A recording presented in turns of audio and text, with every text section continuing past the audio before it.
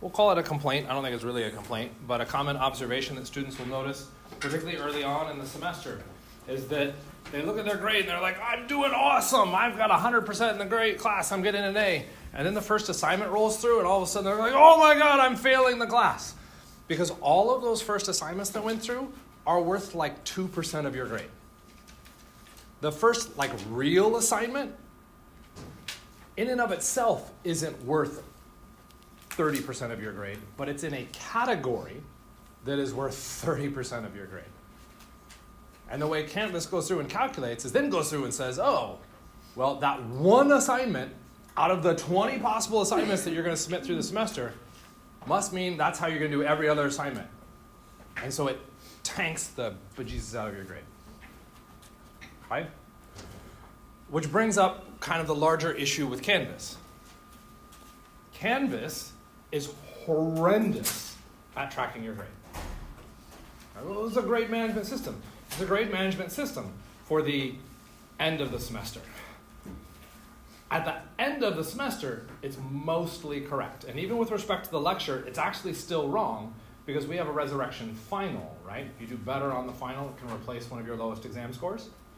Okay? Canvas doesn't do that. I do that manually. Okay? So Canvas is always going to give you a wrong grade in the class. When it comes to the lecture, yeah, I need to talk to IT.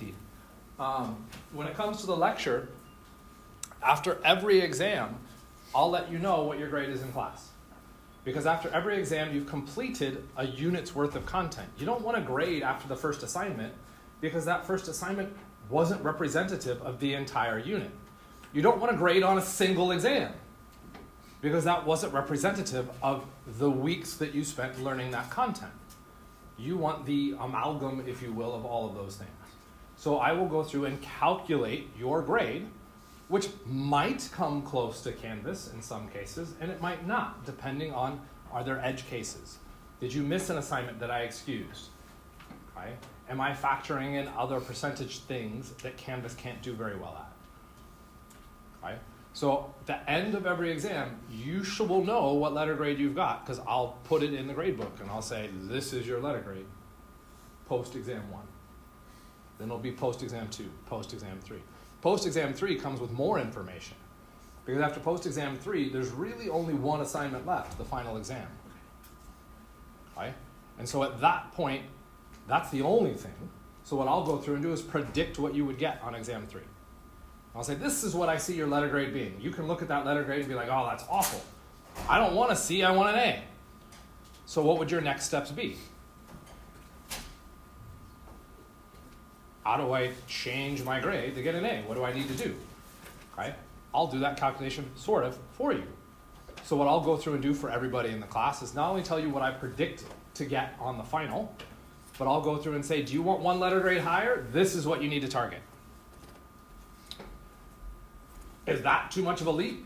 There's no way that's going to happen? Okay, now your focus changes, and it's not trying to go higher, it's trying to ensure that you maintain. So I'll also give you that score and say on the final, you need to maintain this number. And you can now use those numbers to help gauge how you should prepare for the exam, because I know you got lots of other classes. Make sense? Yay.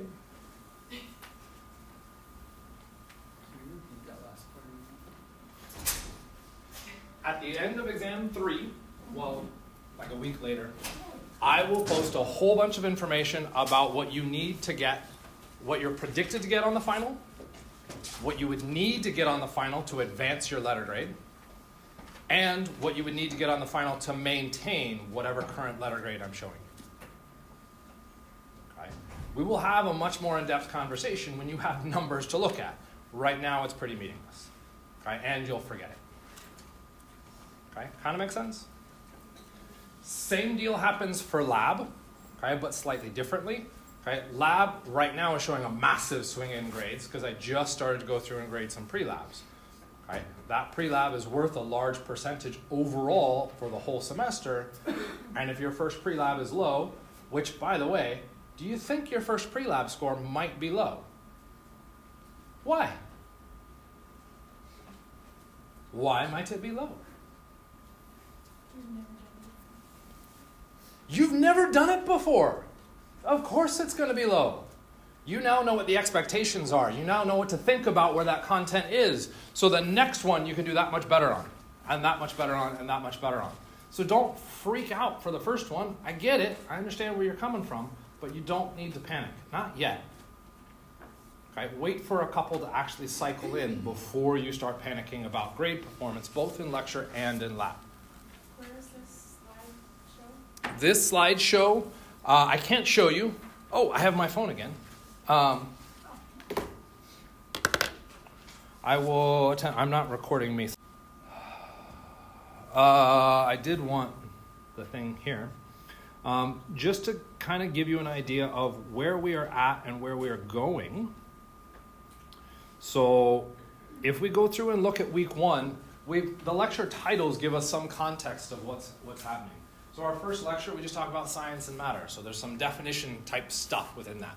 We move into atomic structure. Atomic structure is now looking at atomic structure.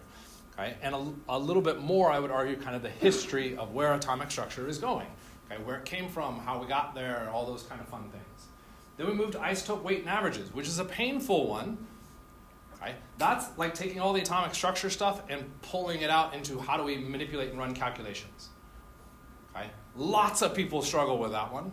That's probably one you want to watch multiple times until you're confident with running calculations. And I am going to double back to your question on that. All right? Then we get sig figs. Okay? Sig figs is looking at significant figures. How do we calculate sig figs? How do we determine the number? When we use calculations, how do the sig figs change? And all of that. Those are all those rules. Okay? Most of that content, well, lecture 1 is chapter 1. Lecture 2 is chapter 4. 4? I think it's 4. Okay? Lecture 3 is still chapter 4. Sig figs is PSS. So we're bouncing all over the place. Why? Because the organization of our textbook, quite frankly, sucks. Okay? So, and of course, I think superior. Okay? And I've shuffled that order around to match a better flow of content from my perspective. Okay? I'm not superior, that's just what I see. That may work for some people, it may not work for others. Okay? So all of that content you should be somewhat familiar with. Okay? We move into week 2, stuff that you're supposed to do last week. You get more on sig figs, because sig figs are confusing, so a little bit of practice on that. Scientific notation, still PSS. Periodic trends, chapter 5. Okay? So we do chapter 4 to be what's an atomic structure, and then we take a little bit of a break to go, how do we measure all these things? Measurement, measurement, measurement. Okay, let's go back. And instead of going right back into chapter 4, we jump into periodic trends. Well, periodic trends in chapter 5 is now saying, you learned a little bit about atomic structure. Does the periodic table hold that information? Yes, it does. So what are some of the trends we can find, and how can we start to predict them? And what we find at the end of the periodic trend lecture is that there's a trend you're supposed to memorize about atomic radius. Right? Okay. What's the trend we're supposed to memorize about atomic radius? Atomic radius increases as you go Down. Pause. Down a column. Fantastic. Pause. Down a column, it gets bigger. Why should our atomic radius get bigger as we go down a column? Okay. Ooh, so this is fun. We've got 2 different statements. The atomic mass goes up, the number of electrons goes up. What is responsible for atomic mass? Atomic mass. Protons and neutrons. Where are the protons and neutrons? Where are the protons and neutrons? In an atom, in the nucleus. And if I said the nucleus was the marble, what's the size of the atom? Anybody remember this? Wasn't it like a stadium? It was a stadium, a football stadium, the Superdome, because probably the authors of the textbook went to that college. Okay? So what we're looking at is the number of protons and neutrons, itty bitty bitty tiny space, but when we look at the radius of the atom, it's a superdome. So is the mass actually directly contributing to the size? No. And that becomes an interesting one, because when we say size, what do we mean? Am I big size or small size? Sorry. There's height and weight. Okay? So when we say I'm big, are we talking about my height or are we talking about my weight? Or am I talking about both? That's really vague. Okay, so we don't know. When we talk about radius, okay, we're talking about size, but radius very particularly is talking about the outermost expanse of what defines the atom, and what the outermost expanse is the electrons. So as we go down a column, we're saying it gets bigger, and our explanation is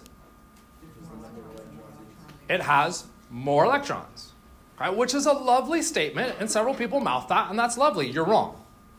Ooh, dangerous. Okay, why are we wrong? Well, what happens as we go left to right? So now, what's the trend left to right? As you go right to left, it increases. As you go right to left, it gets bigger. Okay? And this is an interesting one too. When she chose to pick which radius to talk about, which directions, she was down bigger.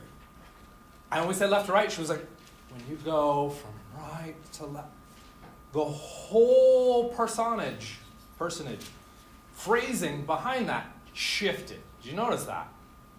Super confident, I think it does this. Okay. Why I think it does this? Well, what did we say was the reason it got bigger? Down.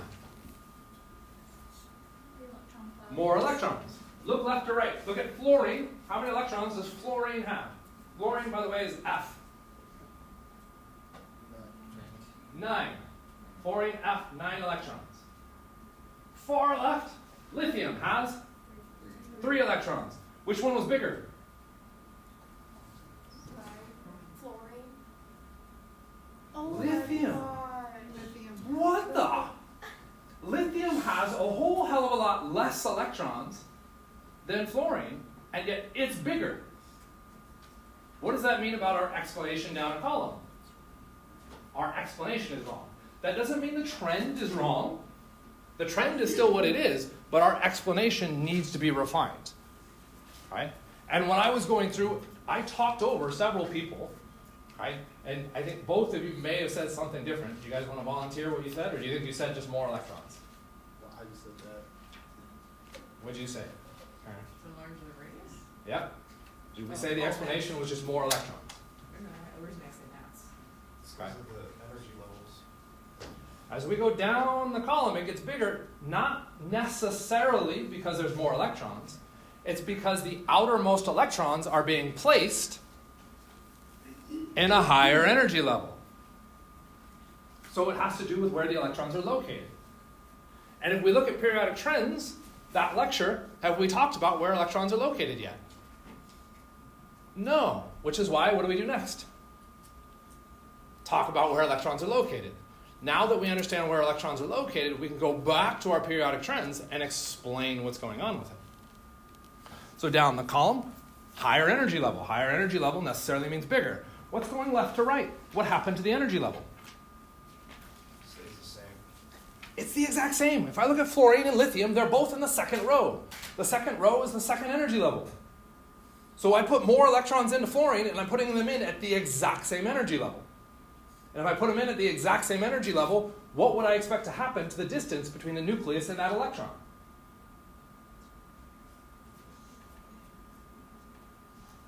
All we've talked about is the electrons.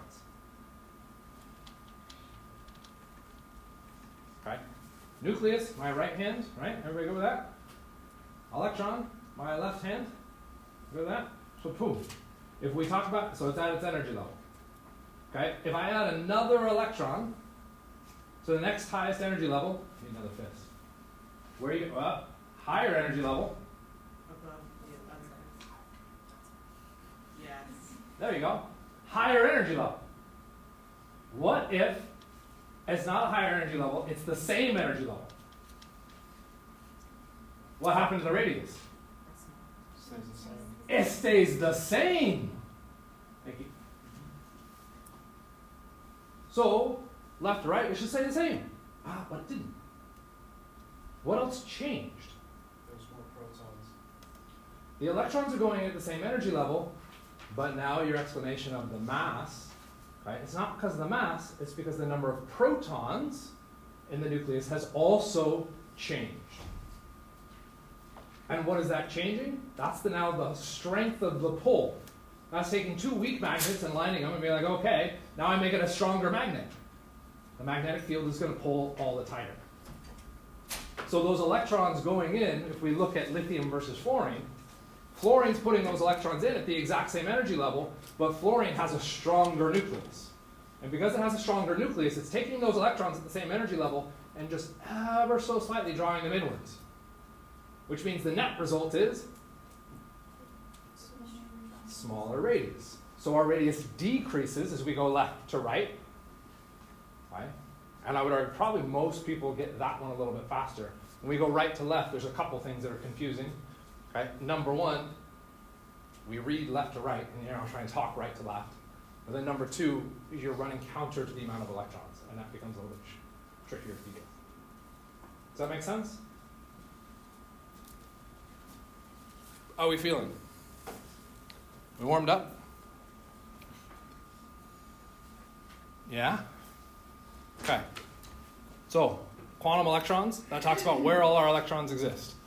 Okay, and ultimately goes through and talks a lot-ish about where and what these things look like and their pictures and their diagrams and exciting stuff. Okay? Most people don't care and don't need to care. Ooh, did your teacher just said you don't need to care? Yeah. Okay, for the most part, you don't really need to. There's aspects you need to know. What are the electron configurations? So you need to know some of those pieces. What we're trying to do is provide the pictorial system on where those pieces are coming from. If you move into later chemistries, those later chemistries add new symbols and letters and variables to that system. Okay? So that you can memorize more stuff. Okay? And then if you take more chemistry, like a whole hell of a lot more chemistry, eventually someone with a math degree goes through and says, you remember all those things we told you to memorize? Here's the equation. You see that variable? There it is. And it drops out of the mathematical equation. Why don't we show you that mathematical equation now? It's going to look like more gibberish than what you're already looking at.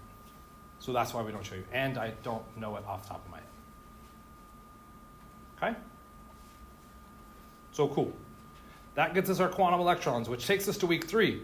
In week 3, we take all that quantum electron stuff, we bring in our periodic table again, talk about those trends, and we talk about electron configurations now. Okay, so we take all the weird like shapes and just quantum and just say, can you tell me where all the electrons are? Yes? Cool. And then we move into Lewis. And Lewis is a fun one. This is if you ever felt that in talking, it felt like I'm standing on a soapbox and just like yelling at you, you ain't seen nothing yet. Right? Tutors are scared of me when it comes to Lewis. I have people like apologizing. Don't apologize. You were just taught wrong. That's okay. Right? Just fix it. Okay? So we'll look at Lewis, I think, here in a little bit. Before we get into Lewis, I wanted to double back to our weighted averages stuff. And before we even do that, sorry. Going back a bit, is atomic radius, okay, I know atomic radius and electrons are related to each other, but the higher the energy level, the higher the energy level is the farthest. Okay. So for the sake of the lecture recording, the larger the energy level or the higher the number, which means the lower on the periodic table, the larger the atom. So the higher energy levels get progressively further and further from the nucleus.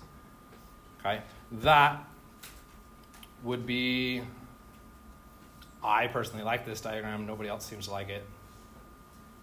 That would be, come on, where are you? Did I draw it? Oh no, there it is. That's this. This picture is referencing those energy levels. Okay? This is energy level 1, 2, 3, and so on. Okay? So both of those are energy and distance. So the further away we get, the nucleus is somewhere down here. So the higher energy level we get, the further we get from it. Does that help? Okay. I wanted this one. What was the multiple choice number? It was multiple choice, wasn't it? Yeah, it's Oh, it's not officially multiple choice. It's show your work. That's okay. Okay. It's as big as it gets. Is that big enough? If it's not, too bad. Okay. So how do we go through and solve this? First and foremost, what you're jumping straight on is you're looking at weighted averages. You're looking at isotopes. So this is going back to that painful calculation lecture. This is going back to, you all did the online lab assignment. Okay. And if you're like, what online lab assignment? Do it. It was due. Get it and get it done. And what it's talking about is all this stuff. Okay. And ultimately what it boils down to is the percent of A times the mass of A plus the percent of B times the mass of B equals, okay, and then this last one is the question I wanted to ask, and I would point at you, but this is, I think, the part that you were missing. So I'll just point at you, but not expect you to answer. Equals what?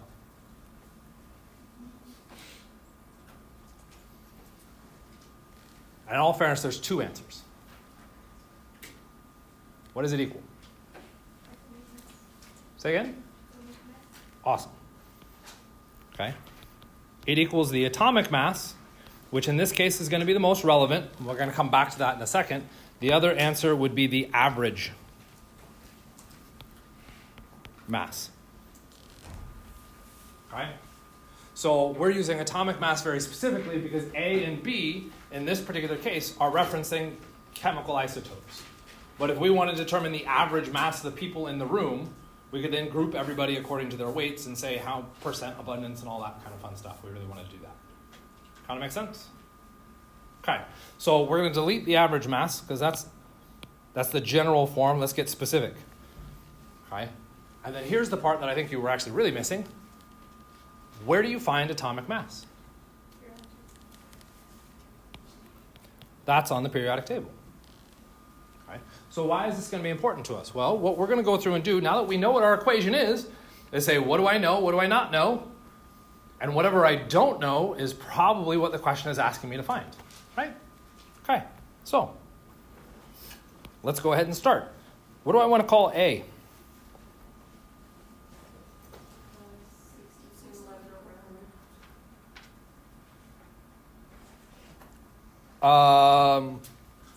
Sorry, processing. A is not 60.11. Percent A is 60.11. What is A? It's the isotope. That's my gallium-69. So one of the things that I would like to do would start to change the variables because was it 69? I already forgot. I just erased it. 69 GA is a complex unit, and that could trip up my brain. So I want to simplify, and what I'm now doing is defining A as gallium-69. Does that make sense? Okay. Now that can simplify things, because now what is the percent for A? Well, since I swapped out the A, the percent is 60.11. Okay. It says percent, okay, and admittedly this formula has a flaw, because you can't calculate with percents. What you can calculate with is their mathematical form, which some people are like, oh, it's just the decimal. You just shift the decimal. Okay, let's lean into percent a little bit. Okay, so that first one is 60.11%. What is per? Per. So miles per hour means per 100 hours. For every blank, there's blank. What is per? Division. Which means if I'm saying percent, I do division, and then what's cent? Okay. And this is where people are, oh, you just shift the decimal. You shift it by how many places? 2, because you're doing division by 100. What is 100 years called? A what? A century. 100. Okay? If you know Roman military, there's the centurions. Why do they call them centurions? Scent? They're not referring to their smell. They're referring to 100. Okay? So if we know what those meanings are, we can actually pull that information straight out of the name. That's pretty lovely. Okay? So that's really what we're doing is the calculation. You're like, that's just shifting the decimal. Fine, just shift the decimal. That's okay. But realize where it's coming from. That's all I want you to be aware of. Does that make sense? Okay? What's the mass of A?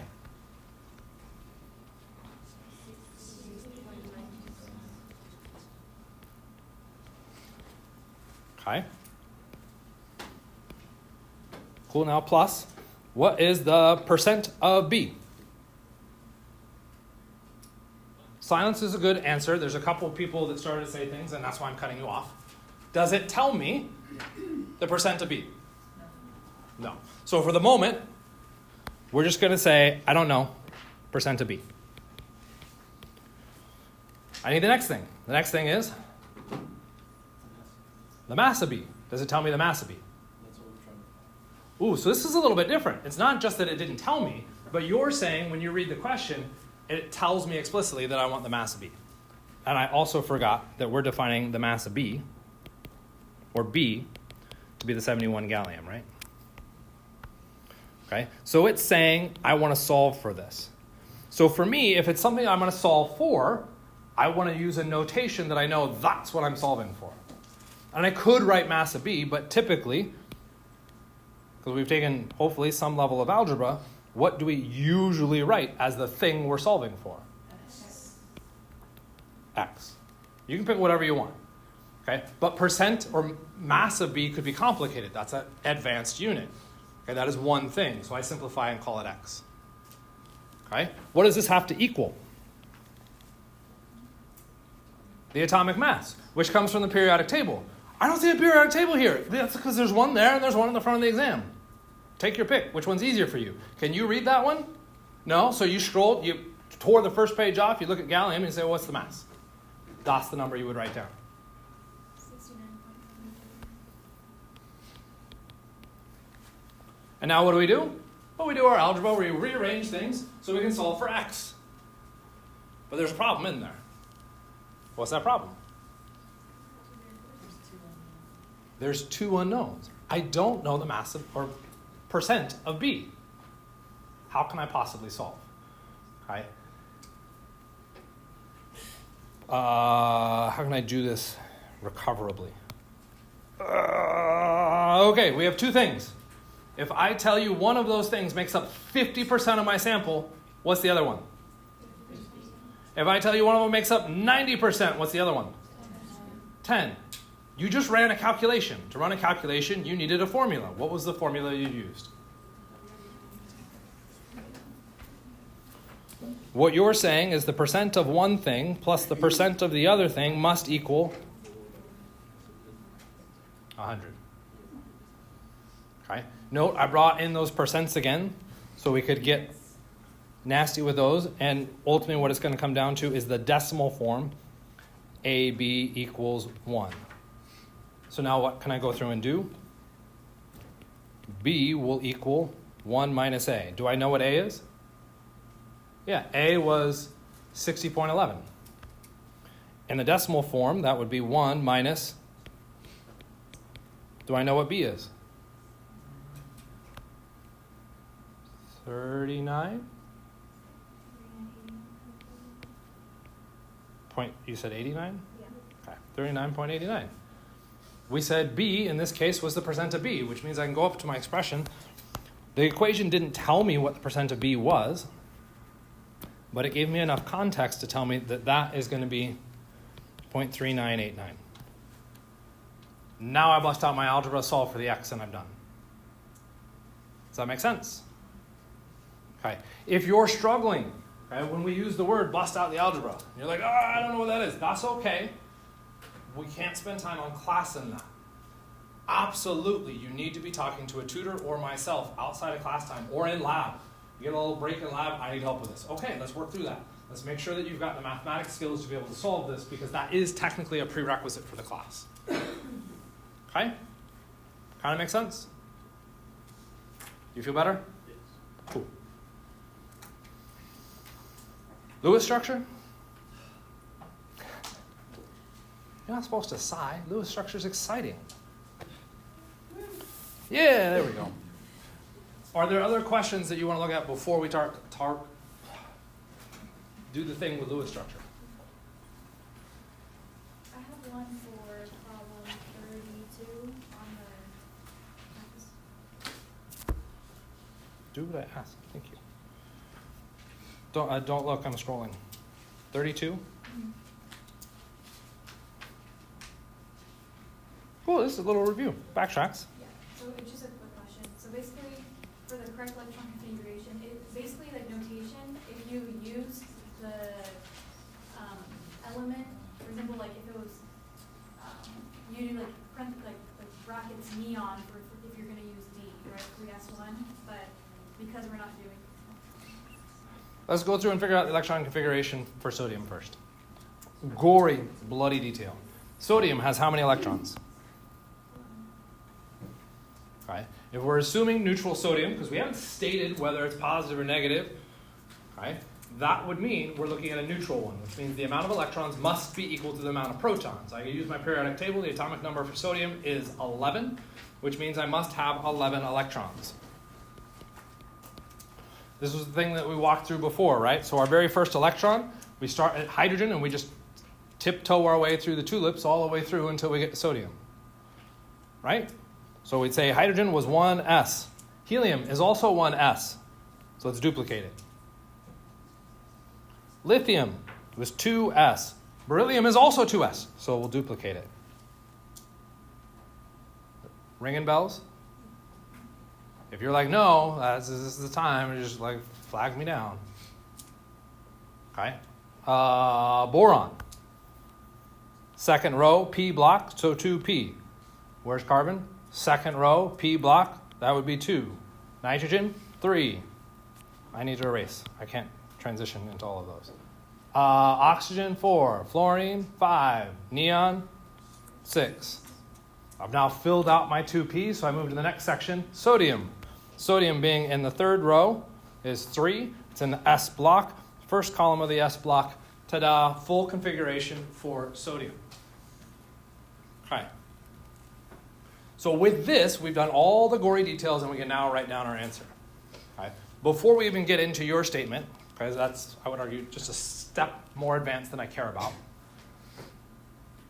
When you look at the answers, do you see multiple answers that could, in air quotes, be right?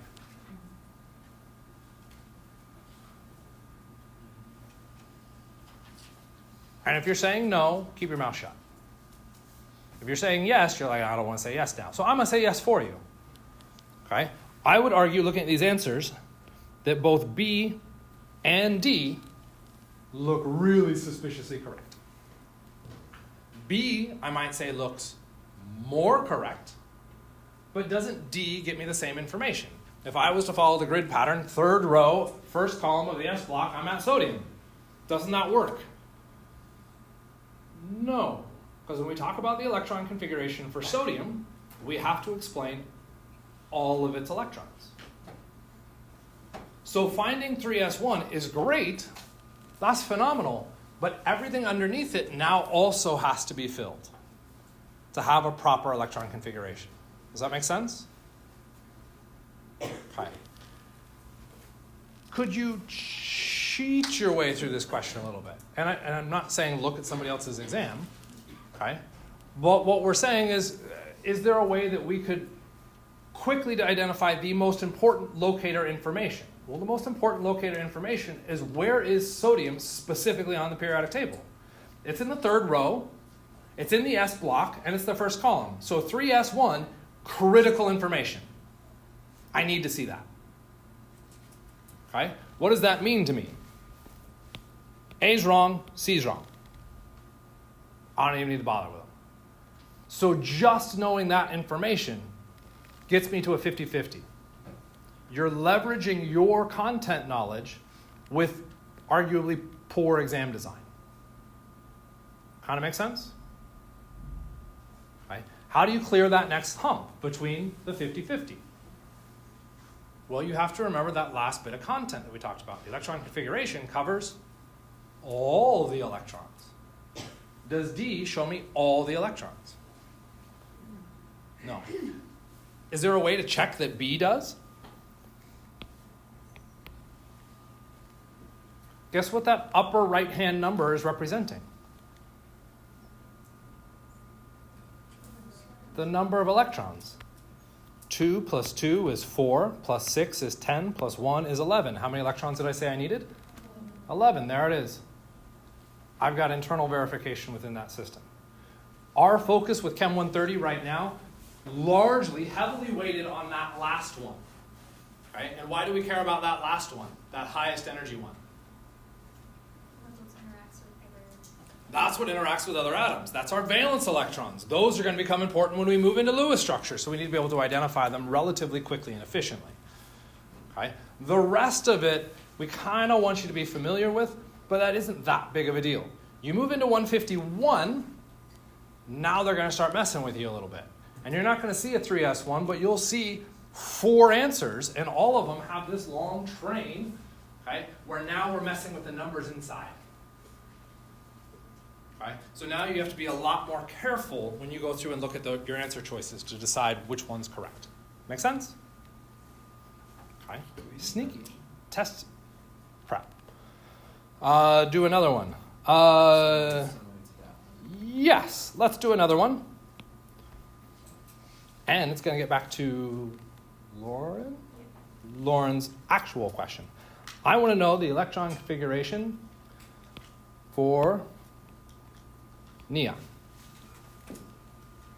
So I have to be able to find neon on the periodic table. So theoretically, in your process of naming elements, you're also trying to figure out where they're at in the periodic table, so that you aren't spending 20 minutes trying to find the symbols. You can go, boop, there it is. So neon has how many electrons? 10. So we can do the same painful process, okay, or we could zip to the end. What's going to be the most important thing that's going to be valuable for me for the neon? Which row is it in? It's in the second row. Which block is it in? It's in the P block. Which column of the P block? 6. Okay, that gets me my critical information, but now everything lower than that has to fill out. Okay, did you memorize all that? What all those other orbitals were? Great, you would just write down backwards what they were. Or you do the longhand. We start with hydrogen. First row, S block. Helium, first row, quote unquote, S block. 2. We move to the next row, lithium, 2. Okay, S block. Beryllium, second column of 2 S block, so we'll call that 2. And then I move to the P block. Have I already identified the P block? Yeah, there's my electron configuration for neon. Does that make sense? Okay. Advanced. Okay, or the next kind of layer behind this. All of those things were filled, right? That's a lot of junk to write out, particularly if I say asked for the electron configuration for xenon. That's Xe. Yeah, there's a good response. Xenon, element 54. You need to tell me where 54 flipping electrons are. That's going to be the big old long train of stuff. That's obnoxious to have to write that all out. So what do we go through and do? Is we cheat and we look to the noble gas above it, krypton. Okay? To get to xenon, I'm going to have to pass through krypton. So I'll just say the configuration for xenon is krypton plus these extra pieces. Okay? Before we do that one, let's do it right here.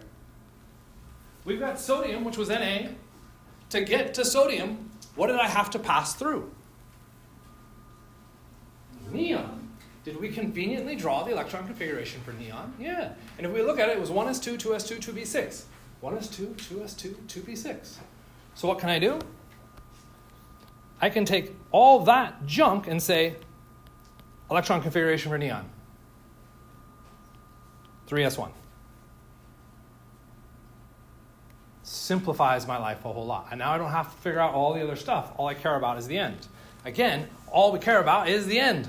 Lovely. we can keep our focus on that part and not worry about all the nuts and bolts to get us there. Okay? So you can do this. In my experience, I'm going to bet 50% of the class doesn't like this or will screw up this notation. So I don't do it. Right?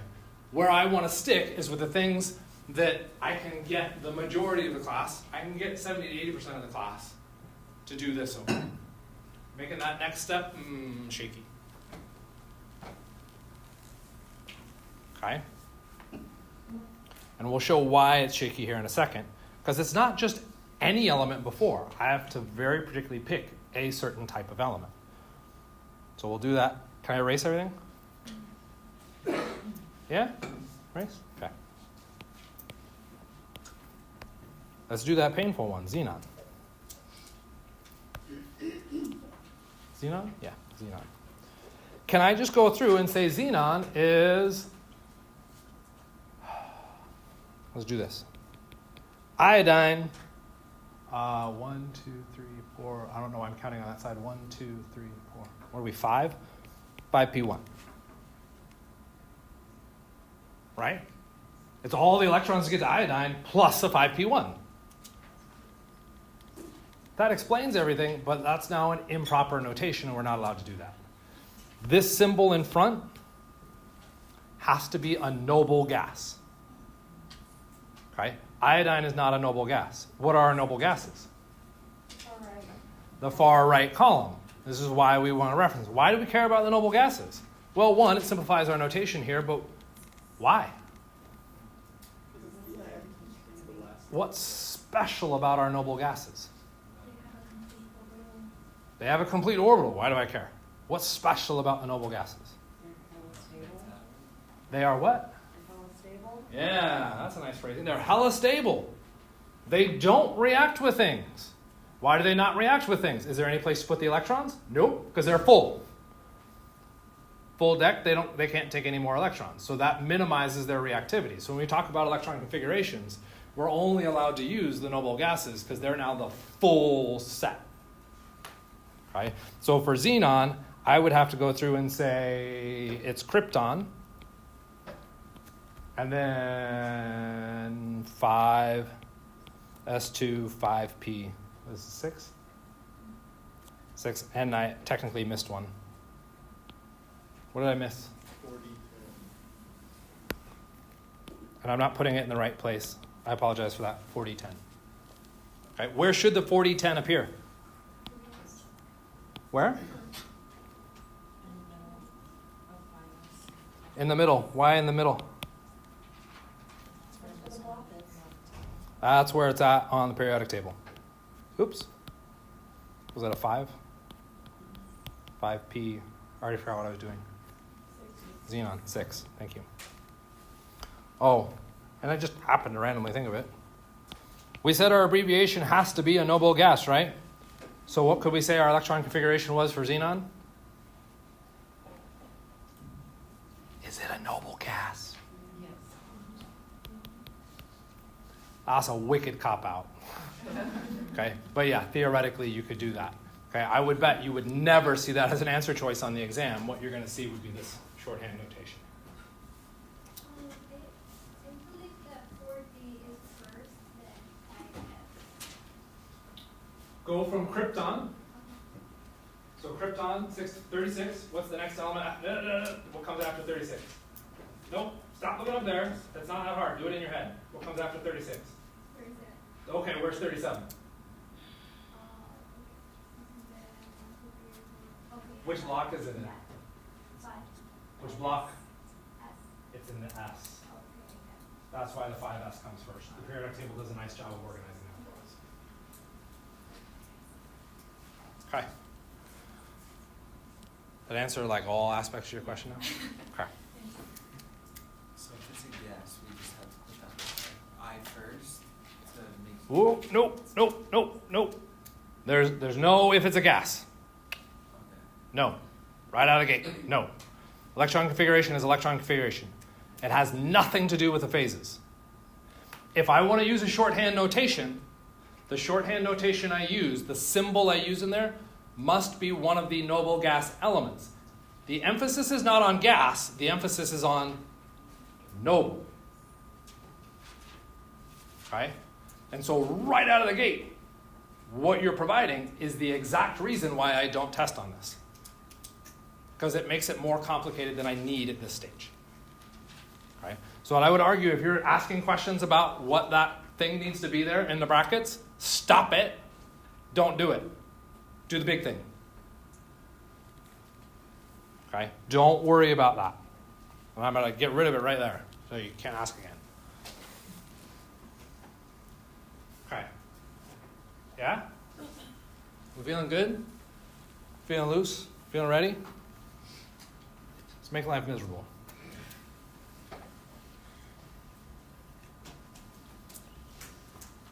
For the record, I know it sounds like I'm excited about that. I'm not excited about making it miserable. What I'm excited about is trying to educate you so that you feel better about the content. It just feels miserable in the process. I get that. Okay? So let's look at some Lewis structures. Okay? There is a naming thing that pops up that bugs the crap out of me, and ultimately because I never bothered to learn the language well enough to care. Okay? You can sometimes hear reference to electron dot formulas and Lewis structures, and people use them in different contexts, okay, to mean slightly different things. I don't. It means one thing, just one thing. Draw me the structure. Okay, you want to call it a Lewis structure? Great. Show me a Lewis structure. You want to call it a Lewis or an electron dot? Call it an electron dot structure. I don't care. Draw me the structure. Okay. So if I'm given either one of these, okay, what do you want to do? Left or right? Left. Cool. I want to look at SO2. So I want to figure out how to put together SO2. Okay. The first step that I'll get a lot of students to go through and do, I don't know how to do that. So they open up Google, they type in Google structure of SO2, and they go, oh, that's the structure. And they go, oh, see, it was easy. Okay. You skipped a whole lot of issues or problems, okay, that when you get to the exam, you can't look up Google and you're now stuck. Okay? You need a process that navigates you through that. Okay? Which means the next thing, I hate Mike. His rules are stupid. I don't want to do his rules. I'm going to use the rules of the internet. Which rules of the internet are you using? Are you using the ones for Chem 130? Are you using the ones for Chem 151? Are you using the rules for organic chemistry? Oftentimes, the rules you're using are for organic chemistry. Those rules aren't what we use. They make them significantly more complicated because they add more layers of content behind it. You don't need any of those layers. So don't. Okay? And there's actually a fourth one that I'll add in there if you're in elementary school. Okay? Which sounds really insulting because it is. Okay? It is intended to be insulting because the vast majority of people teaching Lewis structure hated organic chemistry. They're like, I don't understand organic chemistry. It's the worst thing ever. It's because you don't know how to draw a fucking structure. Stop teaching structures as Legos. Atoms are not Legos. Do not snap them together. That's not how they work. Okay? So, where do we start? Zen, right? We calm. Where do we start? I need to know how many electrons go into my structure. So when we're talking about structures, we're talking about where the electrons are located within that molecule. Those electrons can bounce around and move around according to crazy rules that you don't need to worry about. Okay? But there's certain rules behind where we place them in a steady state. So before I start drawing a structure, I need to know how many electrons are supposed to be in there. Okay? So I would go back and I'd say, well, sulfur. How many electrons does sulfur bring to this party? Okay? There's a couple answers you can come up with. 16 is a perfectly valid answer. Okay? And some people are like, why is 16? Well, look at the atomic number for sulfur. The atomic number for sulfur is 16, which means it has 16 electrons. Do I care about all 16 electrons? No. To a first order approximation, the only electrons I care about are in the outermost shell, energy level, electron configurations. I care about the valence electrons. So I could look at my electron configuration, or I look at sulfur and the column name. Okay, and the column name for where sulfur is VI. And VI means 6. So it has 6 valence electrons. Okay? I can then look at oxygen. I do the exact same thing for oxygen. Find oxygen on the periodic table. Conveniently, it's right above sulfur, which means how many valence electrons is it going to have? Also 6. It can have the same amount. They're different energy electrons. Do I care? No, so don't worry about it. How many oxygens do I have? 2.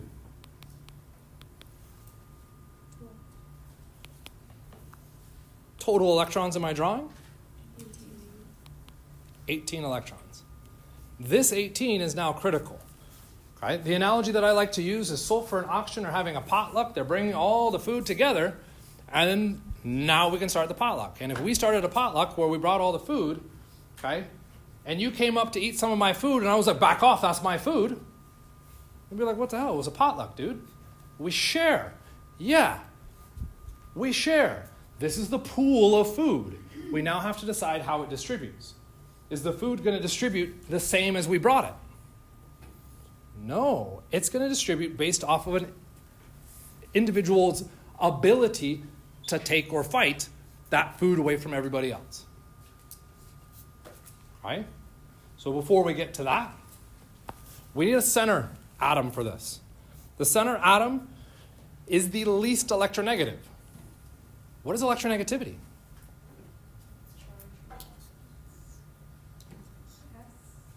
The electronegativity is the ability for an atom to fight for food. The ability for the atom to fight for electrons. Okay?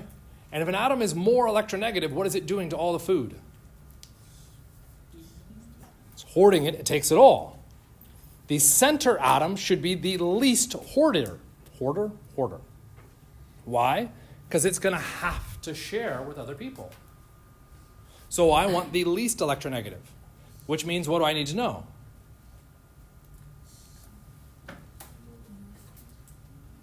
I need to know the trends of electronegativity. Is that one of the things that I memorized and put down when I started my test? Yeah? Then great, you're in a good spot. Was that one of those things that I said I was going to memorize until I needed it, and now I've forgotten what the trend was? Yeah, you're kind of shafted. Roll a die and hope for the best. Okay? Fluorine is the most electronegative. Cesium is the least. Which element is closer to the fluorine, oxygen or sulfur? Oxygen is right next to it as opposed to kitty corner. Kitty corner, catty corner. Diagonal. Okay, which means sulfur is less, sulfur's in the middle. Okay? Lewis' theory was based off of cubes. Cubes are a pain in the butt to draw, so what do? Smash them and we got a square. So when I go through and build out my atom, I can think of these atoms as squares and how I connect those atoms together around that square. So if I want to put in my oxygens now, I don't want to place an oxygen there. It's a weird looking oxygen.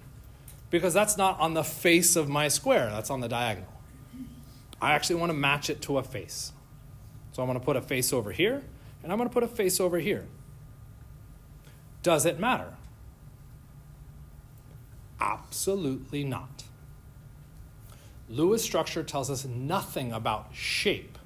It only tells us that the electrons and where they are relative to another atom. It doesn't say where the atoms are relative to each other. So don't worry about shape. Okay. And we can drop in our squares on those guys. So far, so good? Cool. What's the next thing we do? Now we have to distribute the food, our party. Those 18 electrons need to distribute somewhere into this arrangement of atoms.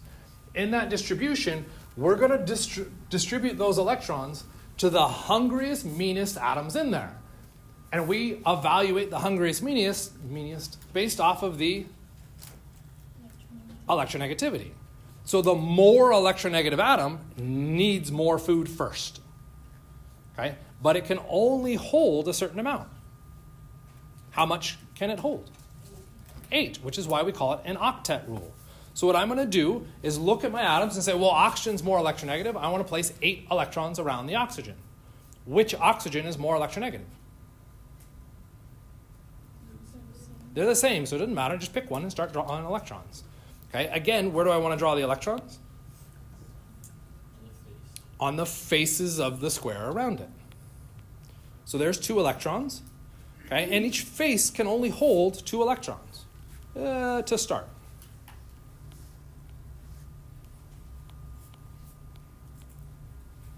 Okay, I've now drawn 8 electrons, not 6. I don't care what oxygen's valence electrons were.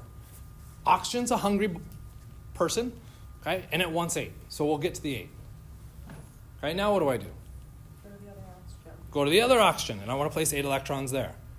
Okay, I will by default place my first pair of electrons between atoms because if it's a molecule, they're connected. So I want my electrons between those atoms. Okay, how many electrons have I drawn? 16. And how many do I need? 18. The oxygens are full. They can't take any more food, which means I have to go to the sulfur. Okay? And where I'm going to place them on the sulfur is where it has space, which is where there aren't already electrons. Okay? I love the suggestion for going on top, so I'm going to put them on the side. Because it doesn't matter. Okay? That's now talking about where they are relative to each other, and that's irrelevant. Okay? I've now placed my 18 electrons. Okay? And so now what I will go through and do is modify my drawing really simply to show and emphasize the fact that electrons are making a bond. To show that anywhere I have a pair of electrons between atoms, I'm going to turn it into a line connecting those atoms.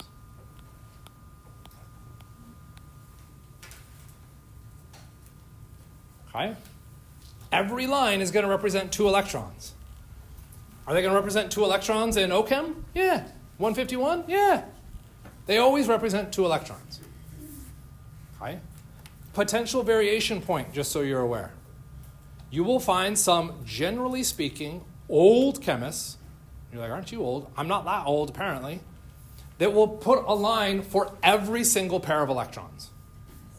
It's not wrong, it's a different notation. I have a problem with that notation. What do I want the line to represent? A bond. If I start drawing lines everywhere, well, how do I know what's a bond and what's not? I have to do more mental gymnastics to get through that. So I want them explicitly different from each other. Okay? So cool, we've got all our electrons, we turn in our lines. Does this mean we're done? No. What's the next step? Other configurations. There are no other configurations. This is the only configuration. Where we put the oxygens isn't changing anything about the bond nature. It has to do with resonance. You're not there yet. You have to put some other 2 electron or 1 electron pair. I have to put in another electron pair. No, I don't. How many electrons am I allowed to put in? 18. How many have I put in? 18. Why are you saying I want another electron pair? Because I misunderstood it. I'm wrong. Nope. I bet you there's something else. You have to draw another line. It doesn't need that on. Ah. The next step is ensure that every atom has its octet. The oxygens, we started by drawing their octets, so we know those are good. Okay? Which is interesting. This line represents 2 electrons that the oxygen has. Who else has access to this line? The sulfur. So if I now count the electrons around the sulfur, how many electrons are around the sulfur? 6. What does it need to be? 8. Okay? So my octet is not satisfied. I need to have complete octets. Okay? So what I will now do is go to my molecule and say, is there a way for me to move electrons to that sulfur to satisfy the octet? So the first statement we'll do is potentially what you were going to do, Hank. Oh, I'll just add another pair of electrons. Nope, that's 20 electrons. I can't do that. I have to move electrons that are already in the molecule. Okay? How about I take that pair of electrons, the ones that were there, and I put them on the sulfur? Does the sulfur now have its 8 electrons? Mm-hmm. Yeah, so we go, oh yeah, hooray, there we are, we're done. I just screwed over the oxygen. Okay, so that doesn't work. I have to move the electrons in such a way that both the sulfur and the oxygen have access to those electrons. Put it in another line.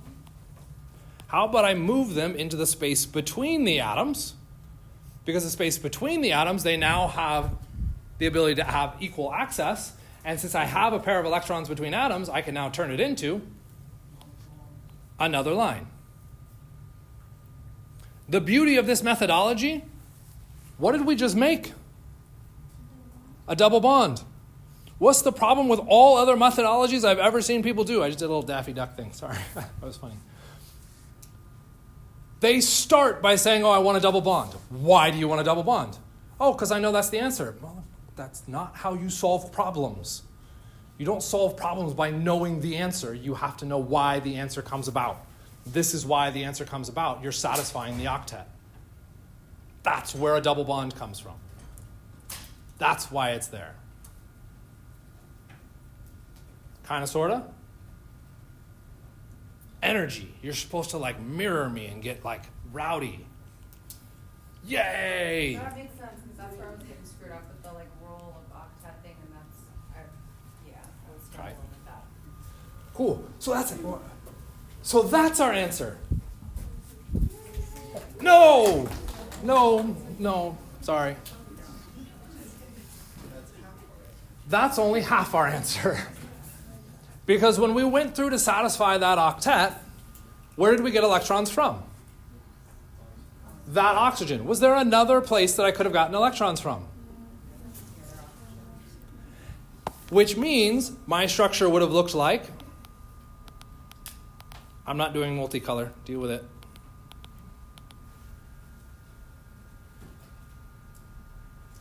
Right? Because I'm taking these electrons and I'm shifting those up to make the double bond, instead of taking the ones off that oxygen. And I get this drawing. Okay? So we got some faces that went perplexed. Maybe I need to color code, but let's see what those questions are. Do you want to hit me with a question?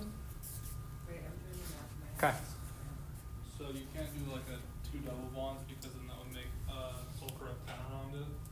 Why can't we do 2 double bonds? If I did 2 double bonds, how many electrons would be around the sulfur? 10. Why do we make double bonds? To satisfy octets. That's not an octet. That's beyond 8. That's not an octet. That's a dectet. I don't know. 10. I want 8. So I can't do 2 double bonds. We're going to leave that one up there because it's an important question. We'll talk about it in a second.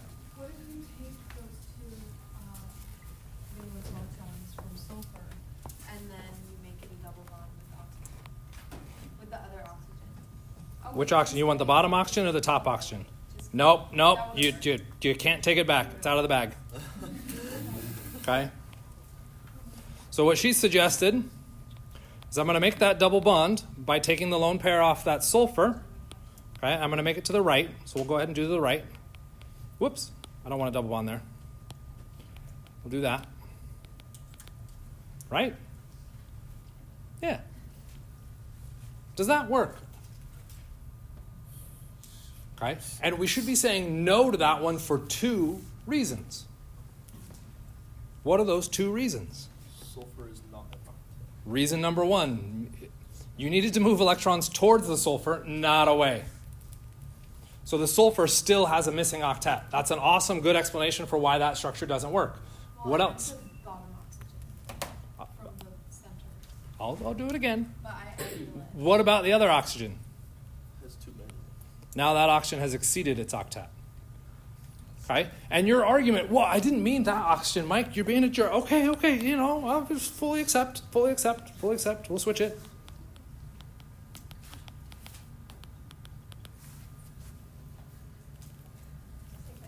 It's the exact same issue.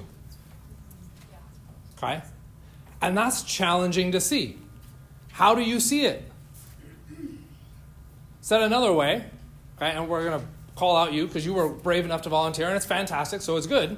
When did you go, oh, yep, that was a bad idea? Once I saw that, or I was meaning the center, like moving the 2 from the sulfur. That's exactly what and we then did. Making it, but there's still 2 on the sulfur in the center. I meant the center, like, Oh, the line? line. They should be Like the one literally right in the middle. No pressure. Okay. Okay, I meant, but I know it's not right, but I meant the one that's in the center that looks like this.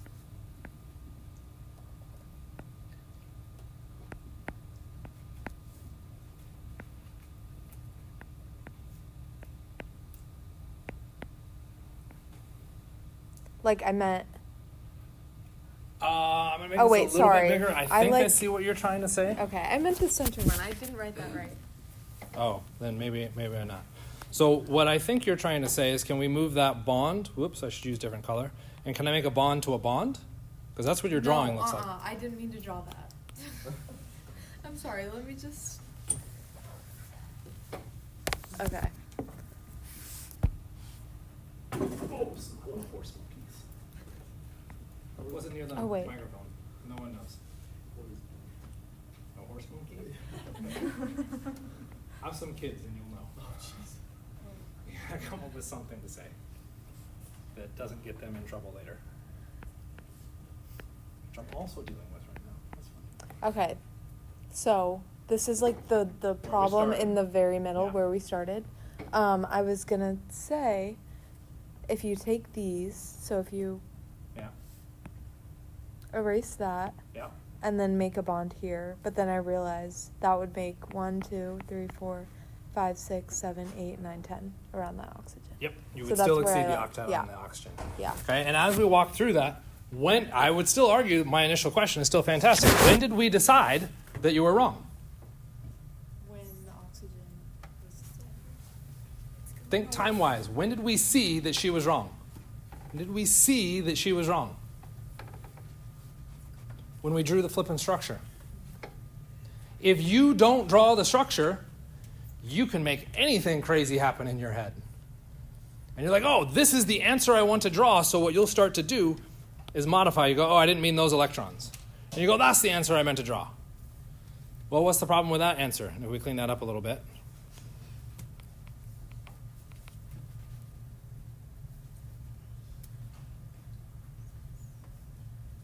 We don't have 18 electrons anymore.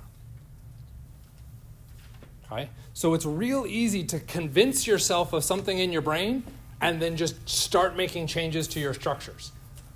Draw out your whole process as you navigate and kind of talk through what you're going through and doing. When you have it out in front of you, now you can make a judgment call on whether it's right or wrong. Kind of make sense? Okay, so what do you need to say your answer is? Circle. That's your answer for this. You're like, which one? No. Both. Both must be drawn. Only one of them is half the answer. I need both structures drawn. That is the concept of resonance. So resonance, if you follow the process I'm talking you through, is a natural repercussion of trying to satisfy octets, just like the formation of multiple bonds. Okay? That's why you navigate that direction. But let's push on this a little bit more, back to Nick's suggestion, right? If I go through and Google the answer, what does Google show me? Shows me purple. Why does Google show me purple, but Mike is telling me this is the answer? Because in the answer that we've drawn up here, the sulfur is positive and the oxygen is negative, according to formal charge. Do you know how to calculate formal charge? You're not responsible for it. So where it shows up in the video, it's like, stop! If you're in Chem 130, don't go any further. I would recommend stopping. If you want to, go ahead. You're moving on. That's lovely. But that's not content for this class. So why did Google switch? Well, guess what another rule is for making multiple bonds? Minimize charge. And if I move the electrons from that negative oxygen to the positive sulfur, I generate a double bond, and now I have no charge in my overall molecule. Is that a rule you're responsible for? You really do not want to be responsible for that. I guarantee you that. Okay? That's something you can worry about in OChem, and you can freak out in OChem because they're struggling with that now in OChem. Because I teach OChem 1 right now. Right? Slow down, follow the rules that you're told. Those rules are there for a reason, to make life easier, believe it or not. Even as painful as long as those steps are. Yes? On the answer for the right, on the bottom, we have the 2 dots. Looks like I erased one by accident. Okay. I was like wondering about that. Has it been there the whole time, or did I just recently do that? I think you just recently added. That's how it's. Oh, okay. Sorry. Yep, I left that off by accident. Questions about that? Okay, next thing. When's the exam? Next Wednesday. Okay? Which means the practice exam, right? The practice exam that we've been looking at here. Okay, this is the open practice exam where everybody could come through and make comments and edits and all that fun stuff. When should this be completed? Friday. This Friday. You're like, oh my God, I only have another. There's not an assignment. This is a thing to help you study. This should have all of the answers in it Friday so that I can look at it and I can provide feedback so that you over the weekend can be like, this is what I need to study. If you don't get this done till Monday, if you're lucky, I provide feedback Tuesday. When are you going to study it? The night right before the exam? Good luck. Okay? Make sense? Remember, it's an open document. The whole class can contribute to it. You do not have to contribute to it. You do not have to look at it. That's a bad idea. You should look at it. Okay? But I will help you get answers correct within that. There is no key posted, and there never will be. What you'll get is me saying, that's a good explanation. To a certain extent, I'm going to keep talking, but you can go. E, they said the answer is 70.92. Guess what my response is?